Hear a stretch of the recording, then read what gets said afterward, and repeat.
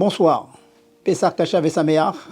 Je commence à cette phrase de bénédiction où on se souhaite un Pessah Kasher. Pourquoi? La multitude de mitzvot qui nous est demandée ce soir-là fait qu'on se souhaite de le faire Bekashrut Kasher. Et donc, il faut beaucoup étudier les halachot de Pessah et nous allons étudier une des principales parce que c'est une des deux qui est une injonction de la Torah.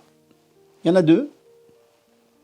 La multitude des mitzvot, c'est Midera Banan, mais il y en a deux qui sont Minatora, qui sont le récit de la sortie d'Égypte, c'est tout simplement la lecture de la Haggadah, et la deuxième, c'est le fait de manger un kazaït, on va définir ce que cela veut dire, un kazaït de matzah.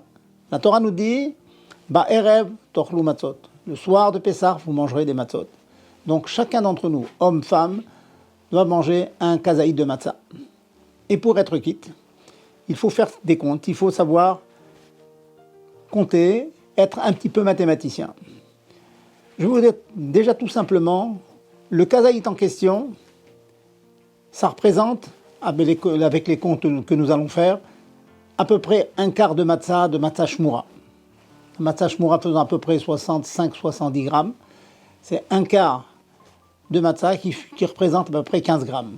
Et je m'explique. Comment est-on arrivé à ce chiour de 15 grammes le soir de Pessah?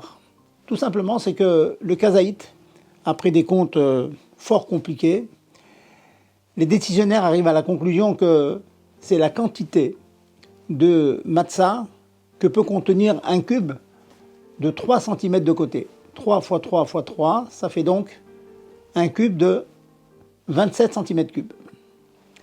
Nous avons pesé la masse volumique de la matzah, on a pilé de la matzah, on a rempli ce petit cube, on a constaté que la masse volumique de la matzah était 0,55. Donc si vous multipliez 27 par 0,55, on atteint 15 grammes.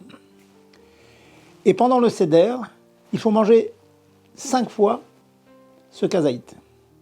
D'abord dans motzi matzah, un kazaït dans le motzi, un kazaït de matzah. Ensuite, un kazaït dans le korer, en mélangeant avec du maror. Et ensuite, si on veut faire les choses comme il faut, 2 kazetim, 2 fois le kazaït en question, au moment où on mange la ficomane en fin de repas. Ça en fait beaucoup. Eh bien, sachez que on entend souvent qu'il faut manger 27 grammes de matzah.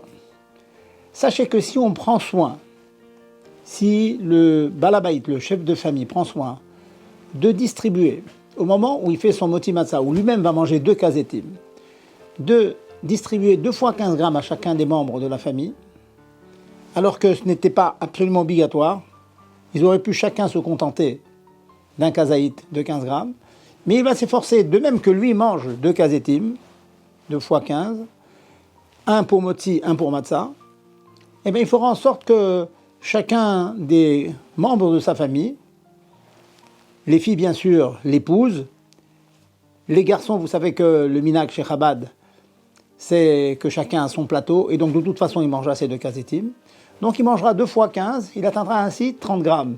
Donc même d'après certains décisionnaires qui pensent qu'il faut manger jusqu'à 27 grammes, eh bien de toute façon 2 fois 15 c'est 30, et on aura atteint les 15 grammes.